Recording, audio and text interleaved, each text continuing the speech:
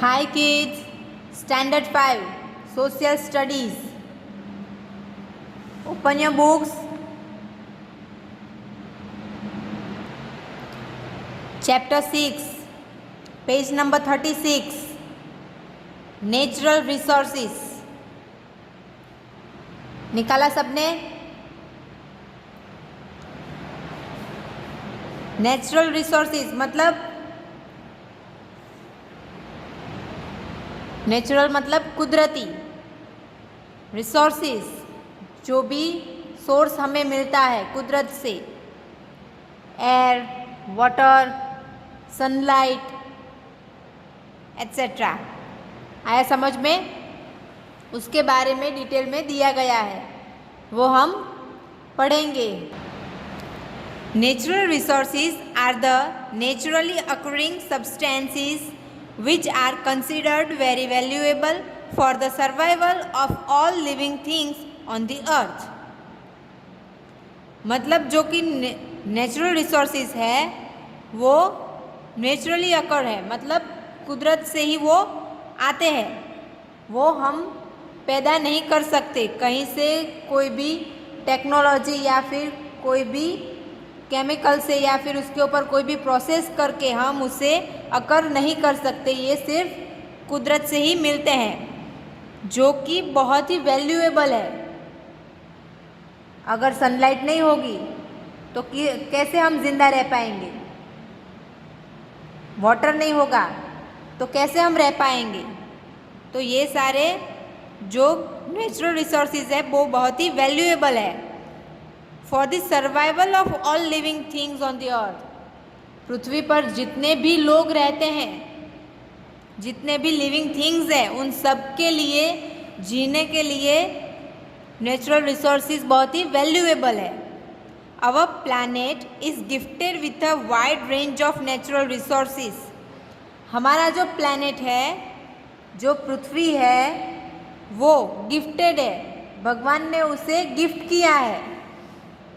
Wide range of natural resources, बहुत ज़्यादा मात्रा में कुदरती स्रोत दिए गए हैं हमें। सच एज, कौन से हैं वो? Water, land, forest, animals, sunlight and minerals. ये सारे नेचुरल रिसोर्सेज हैं। इसमें से कोई भी चीज़ हम नहीं बना सकते, है ना? तो ये नेचुरल गिफ्ट है हमारे लिए। This resources are the gifts of nature. ये कुदरत ने हमें गिफ्ट दिया है, तो हमें इसकी रिस्पेक्ट करनी चाहिए, इसको अच्छी तरह से यूज़ करना चाहिए, ना कि बर्बाद करना चाहिए। आया समझ में सबको? They are the sole reason why life is possible on our planet. सबसे बड़ी बात यही है कि हमारे प्लैनेट के ऊपर जीवन पॉसिबल है, लाइफ पॉसिबल है। सबसे बड़ा रीज़न यही है कि नेचुरल रिसोर्सेज है पृथ्वी के ऊपर, धरती के ऊपर। इसी वजह से हम सब यहाँ पे रह पाते हैं, नहीं तो नहीं हम मंगल पे रहते, शुक्र पे रहते, बुध पे रहते, है ना? किसी भी प्लैनेट पे रह सकते थे, लेकिन नहीं, वहाँ लाइफ पॉसिबल नहीं है। ओनली पॉसिबल ऑन अर्थ, क्योंकि हमारे पास नेचुरल रिसोर्सेज है जो कि हमें गिफ्ट दिया है कुदरत ने। The life of people over the years has shaped up according to the way in which they have used the natural resources.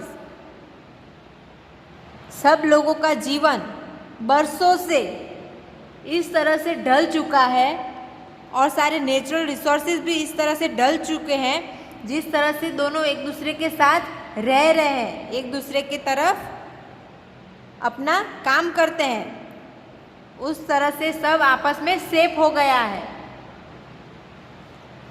A nation's wealth is largely dependent on how well they use their natural resources। किसी भी nation का, किसी भी राज्य का wealth, मतलब उनकी जो वेल्थ है, जो कीमत है उनकी, वो डिपेंड करती है नेचुरल रिसोर्सेज को वो लोग किस तरह से यूज़ करते हैं। सबको एक जैसी ही मिलती है, लेकिन कौन किस तरह से यूज़ करता है, किस तरह से उसमें से दूसरी चीज़ें डेवलप करता है या फिर उसे सेव करके नेक्स्ट जनरेशन के लिए उसे सेव करता है, उसे किस तरह से यूज़ करता है, उसके ऊपर डिपेंड करता है किसी भी नेशन का wealth. Natural resources can be of two types. Natural resources दो तरह के होते हैं, they are renewable and non renewable. Natural resources कितनी तरह के होते हैं? दो तरह के, renewable and non renewable. Renewable मतलब उसमें से हम दूसरे क्रिएट कर सकते हैं, और नॉन रिन्यूएबल मतलब एक बार जो वो ख़त्म हो गए तो फिर ख़त्म ही हो जाते हैं, उसमें से दूसरे हम क्रिएट नहीं कर सकते या फिर उसे रिन्यू नहीं कर सकते हैं। अब उसके बारे में पढ़ना है कि कौन से रिन्यूएबल है, कौन से नॉन रिन्यूएबल है। यहाँ तक सबको समझ में आया? चलिए नेक्स्ट, रिन्यूएबल रिसोर्सेज।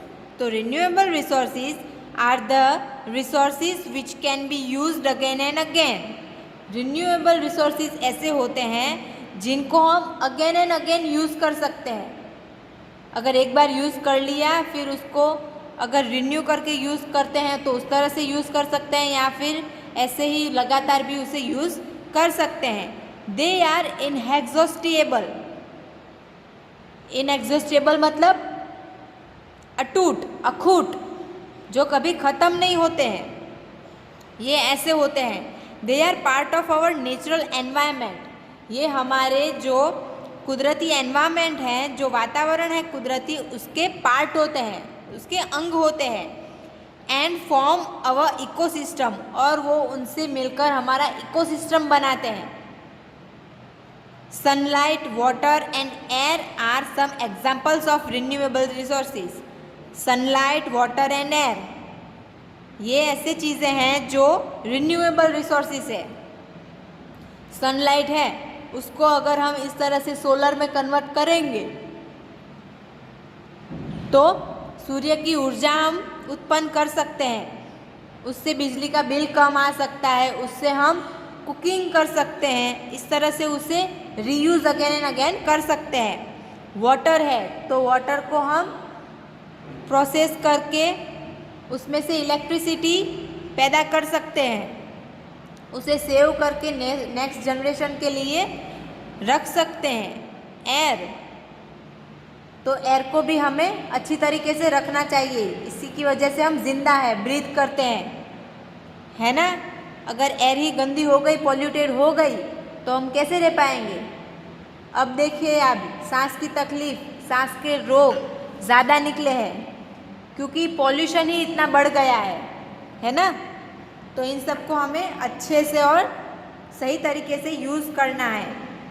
ऐसा नहीं है कि भगवान हमें दिए जा रहा है तो हम ले ही जाएं, लेते ही जाएं, उसे सेव ना करें, उसे अच्छा ना रखें, ऐसा नहीं है। हमें इसको अच्छे से यूज़ करना है और रखना है। आया समझ में? चलिए नेक्स्ट, अब है नॉन रिन्यूएबल रिसोर्सेज, मतलब जो रिन्यूएबल नहीं है, जिसे हम रिन्यू नहीं कर सकते हैं। Non renewable resources are the resources which are exhaustible and can not be replaced. मतलब नॉन रिन्यूएबल रिसोर्सेज ऐसे होते हैं जो कि अटूट नहीं हैं, जो पूरे हो सकते हैं और उसे रिप्लेस किए जा सकते नहीं हैं। They exist only in a fixed amount. वो हमारे पास जितनी मात्रा में है उतनी मात्रा में ही है, उसे हम बढ़ा नहीं सकते हैं या फिर उसमें से रिन्यूएशन हम कुछ कर सकते नहीं हैं। अगर वो एक बारी ख़त्म हो गए तो फिर ख़त्म ही समझो। जैसे कि पेट्रोल है, अभी इतना यूज़ हो चुका है पेट्रोल का कि उसके दाम भी बढ़ गए हैं क्योंकि वो उसकी मात्रा कम हो गई है। अगर एक बार पेट्रोल ख़त्म हो गया तो फिर से पुराने ज़माने की तरह बैलगाड़ी लेके निकलना पड़ेगा, हॉर्स कार्ट लेके निकलना पड़ेगा, साइकिलिंग करनी पड़ेगी, है ना। या फिर सोलर, इलेक्ट्रिक, ये सब व्हीकल्स निकलेंगे ज़्यादा से ज़्यादा, जो अभी निकल चुके हैं लेकिन कार में और वो सब में कम है। तो हमें सब कुछ अच्छी तरीके से यूज़ करना चाहिए ताकि हम अच्छे से यूज़ कर सके, हमारे पास वो रह सके। कैन नॉट बी रीमेड, इसे हम दूसरी बार बना सकते नहीं हैं। Some example of non renewable resources, उसके कुछ एग्जाम्पल है जैसे कि fossil fuels, iron, uranium, petroleum and coal. ये सारे जो है एक बार ही ख़त्म हो गए तो हम उसे रिन्यू कर सकते नहीं हैं। आया समझ में यहाँ तक? चलिए आगे। यूसेज ऑफ नेचुरल रिसोर्सेज, अब उसकी यूसेज, इसे किस तरह से यूज़ करना चाहिए। The uses of natural resources are immense. Natural resources का यूज़ बहुत ही ज़्यादा है। इमेंस मतलब बेहद, बहुत ज़्यादा यूज़ हो रहा है इसका। Some natural resources can be use directly and some need to be processed before use. कुछ नेचुरल रिसोर्सेज ऐसे होते हैं कि उसे सीधे ही यूज़ कर सकते हैं, जैसे कि सनलाइट। सनलाइट जैसे आती है वैसे ही आती है, ना कि सनलाइट को हम किसी मशीन में डालते हैं, उसे प्रोसेस करते हैं और फिर हम उसे यूज़ करते हैं, ऐसा नहीं है। सीधा सूर्य ने किरणें डाली और हम पर गिरी तो वो डायरेक्टली यूज़ है। और किसी किसी चीज़ पे प्रोसीड करना पड़ता है, जैसे कि पेट्रोलियम है तो वो डायरेक्ट पेट्रोल नहीं मिलता है हमें, वो क्रूड मिलता है। उस क्रूड को अच्छे से रिफाइन करके, डेवलप करके फिर उसमें से पेट्रोल हम निकालते हैं, तो वो होता है need to be proceed before use. आया समझ में? Air, water and sunlight can be use directly. बोला ना अभी मैंने, एयर, वाटर एंड सनलाइट, ये तीनों चीज़ें हम डायरेक्टली यूज़ कर सकते हैं। लेकिन हाँ, अभी वाटर को ऐसे ही डायरेक्टली यूज़ करना बहुत ही कम है और ख़तरनाक माना जाता है, क्योंकि इतने सारे रोग निकल चुके हैं, इतनी सारी बीमारियां आ चुकी है, तो हम वाटर को भी एक्वागार्ड में डाल के उसे रिफाइन करके ही पीते हैं, है ना। Water is used for different purposes. Water बहुत सारे पर्पजेज के लिए हम यूज़ कर सकते हैं। It is used to produce electricity by building dams. हम डैम को बनाकर इलेक्ट्रिसिटी प्रोड्यूस कर सकते हैं। It is also used for irrigation and farming. खेती के लिए, फार्मिंग के लिए सिंचाई मतलब पानी चाहिए होता है, तो उसके लिए भी हम वाटर यूज़ कर सकते हैं। Solar energy is another source we use directly. Solar energy मतलब सूर्य की किरणें से गर्माहट जो निकलती है और उसे यूज़ करके हम कुछ भी कर सकते हैं, वो solar energy is another source we use directly. उसे भी हम सीधे से यूज़ कर सकते हैं। It is never ending resource. ये सारे कभी ख़त्म होंगे नहीं। Scientist have been researching on how it can be used for different applications. हमारे जो साइंटिस्ट है वो सब रिसर्च कर रहे हैं, वो सब पढ़ रहे हैं कि how it can be used, कि इसे हम कैसे यूज़ करें अलग अलग एप्लीकेशंस में, अलग अलग तरीके से, ताकि इससे हम और कुछ भी नया कर सके। Many vehicles and gadgets have been made which work with solar energy. अभी बताया ना मैंने कि कई सारे व्हीकल्स हैं और गैजेट्स मतलब मशीन्स ऐसी हैं जो कि वर्क विथ सोलर एनर्जी, जो सोलर एनर्जी से वर्क करती है। यो बाइक निकले हैं, ई बाइक, जो इलेक्ट्रिसिटी से चलते हैं। एक बार प्लग भराया, बैटरी चार्ज कर ली, फिर हम कहीं भी घूम सकते हैं। वापस बैटरी ख़त्म हो गई, फिर से चार्ज कर लो, वापस हम चल पड़ते हैं। इसमें पेट्रोलियम की ज़रूरत नहीं है, पेट्रोलियम जो कि है नॉन रिन्यूएबल। लेकिन ये इलेक्ट्रिसिटी है जो हम वाटर से, सोलर से हम ले सकते हैं, तो इसे हम यूज़ कर सकते हैं। तो इस तरह अलग अलग चीज़ों से हम क्या नया क्रिएट कर सकते हैं, वो हमारे साइंटिस्ट रिसर्च करते हैं। Wind energy is also used for producing electricity. Wind हवा, पवन चक्की देखी है ना सबने, इससे भी इलेक्ट्रिसिटी प्रोड्यूस होती है। तो वो एयर से पैदा की जाती है। आगे हमने देखा कि वाटर से की जाती है, एयर से की जाती है। तो इस तरीके से हम इलेक्ट्रिसिटी भी ज़्यादा से ज़्यादा मात्रा में पैदा कर सकते हैं। Next, some resources can be used in their natural form. कुछ रिसोर्सेज ऐसे होते हैं जिसे हम उसके नेचुरल फॉर्म में यूज़ नहीं कर सकते हैं। अभी बताया ना मैंने पेट्रोलियम का, वो आगे आएगा, देखिए। They need to be proceed before they can be used.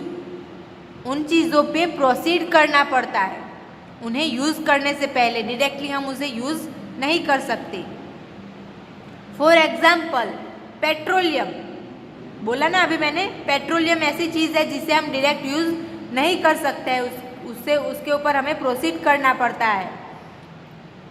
Petroleum that is taken out from the earth is in a crude. Petroleum जब हम अर्थ में से, ज़मीन में से, नीचे से निकालते हैं तो वो कच्चा होता है, क्रूड फॉर्म में होता है, कच्चे फॉर्म में होता है।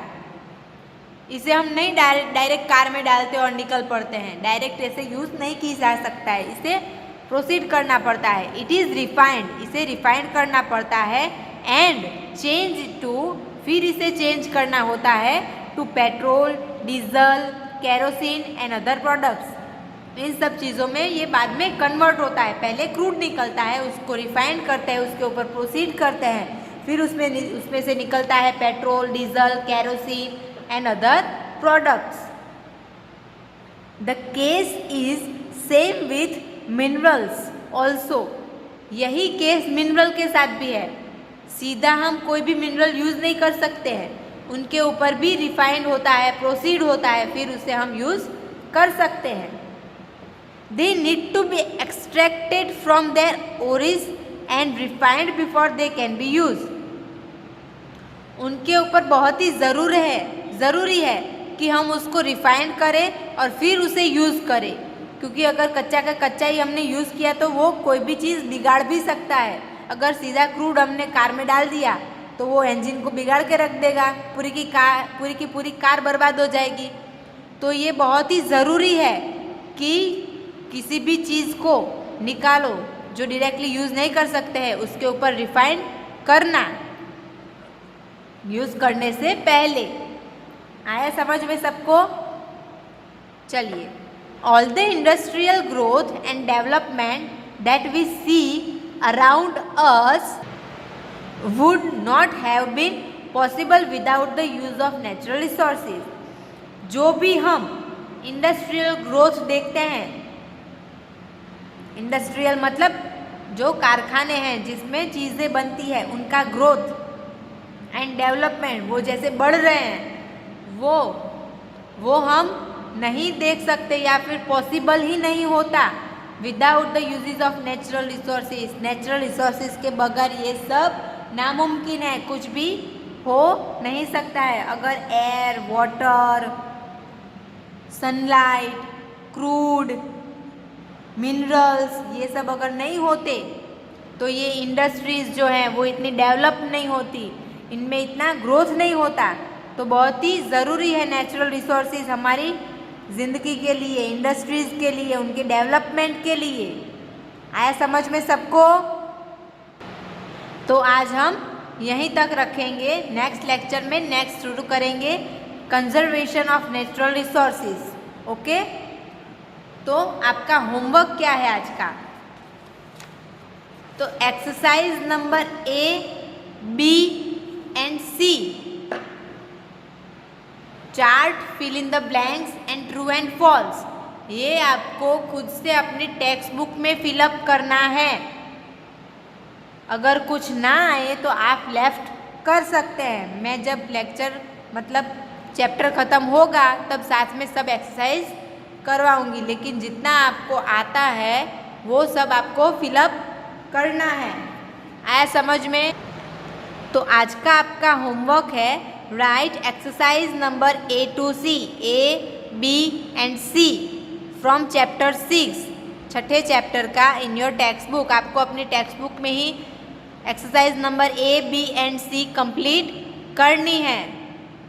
अगर बाय चांस कुछ आपको समझ में ना आए या फिर ना आए तो आप वो लेफ्ट कर देना। ओके, आ गया समझ में? चलिए, थैंक यू।